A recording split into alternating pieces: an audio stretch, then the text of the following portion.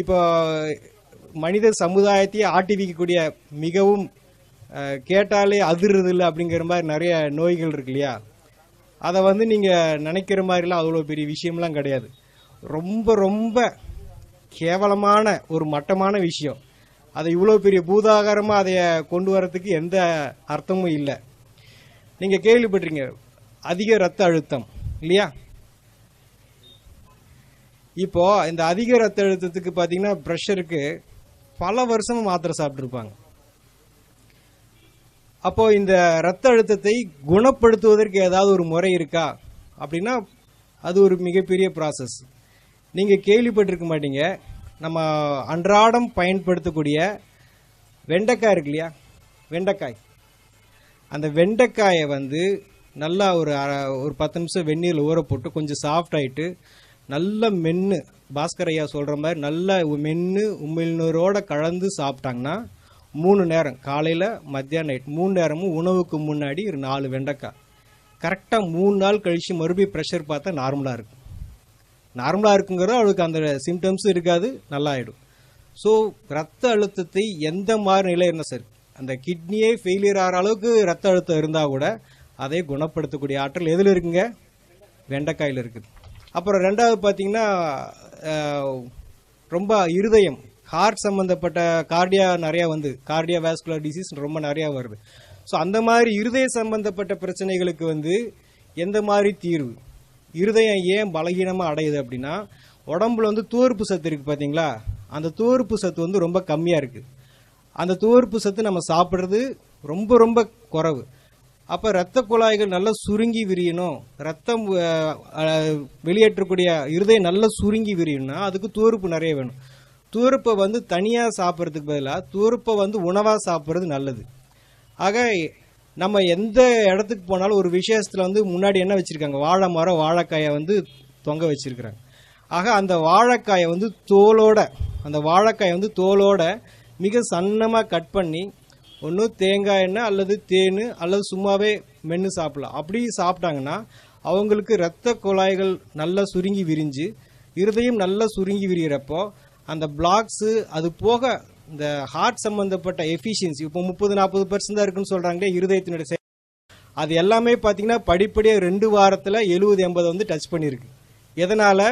ஒரு வாழைக்காயினால். வாழைக்காயோடைய காஸ்ட் எவ்வளோ ஆகுதுங்க? ஒரு காய் வந்து 5 ரூபா.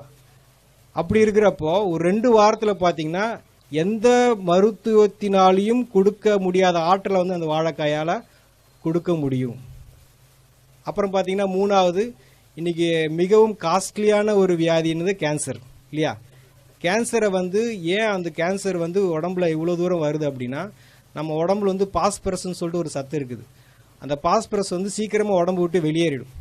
அது ஏன் வெளியேறுதுன்னா நம்ம சாப்பிட்ற எல்லாமே அசிடிக் ஃபுட், புளித்த உணவு எல்லாமே சமைச்சு நிறையா சாப்பிட்றதுனால உடம்புல இருக்கக்கூடிய பாஸ்பரஸ் வந்து வெளியேறிட்டே இருக்கும்.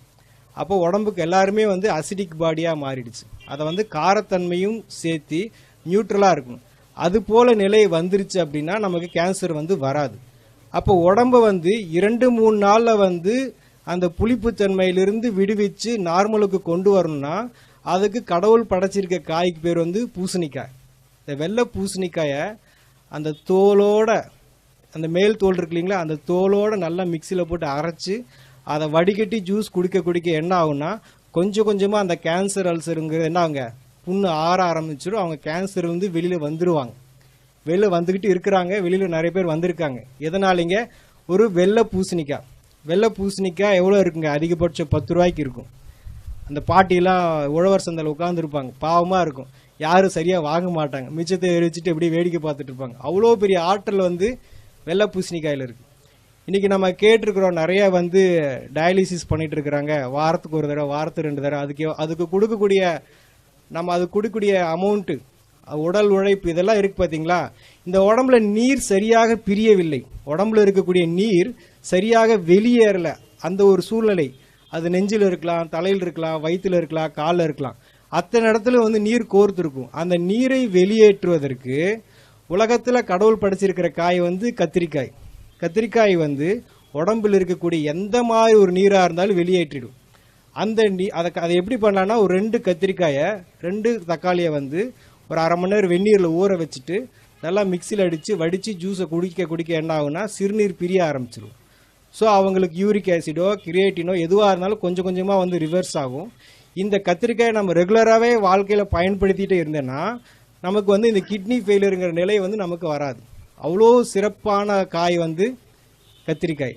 அப்போ அதுக்கு நாம் எவ்வளோ ஸ்பெண்ட் பண்ணுறோம் அப்படின்னா அதுவும் பெரிய விஷயம் இல்லை. பீன்ஸ் காஸ்ட் கொடுக்குற அளவுக்குலாம் அதெல்லாம் அவ்வளோ பெரிய விஷயம் இல்லை. இது நடந்திருக்கு. நான் பேசிகிட்டு இருக்கிறது வந்து கதையோ அல்லது புஸ்தகத்திலேருந்து பேசுகிறதோ தீரியோ கிடையாது. இப்போ சொல்லிகிட்டு இருக்கிறது எல்லாமே சம்பவங்களை தான் வந்து உங்களோட வந்து ஷேர் பண்ணிகிட்டு இருக்கிறோம். ஏதோ போட்டிருக்கிறாங்க அதை நெட்டில் பார்த்ததில்ல அப்படிலாம் கிடையாது. ஒவ்வொரு விஷயத்தையும் சம்பந்தப்பட்ட அனுபவத்தோடு நம்ம இங்கே பேசிகிட்டு இருக்கிறோம். இப்போ நீங்கள்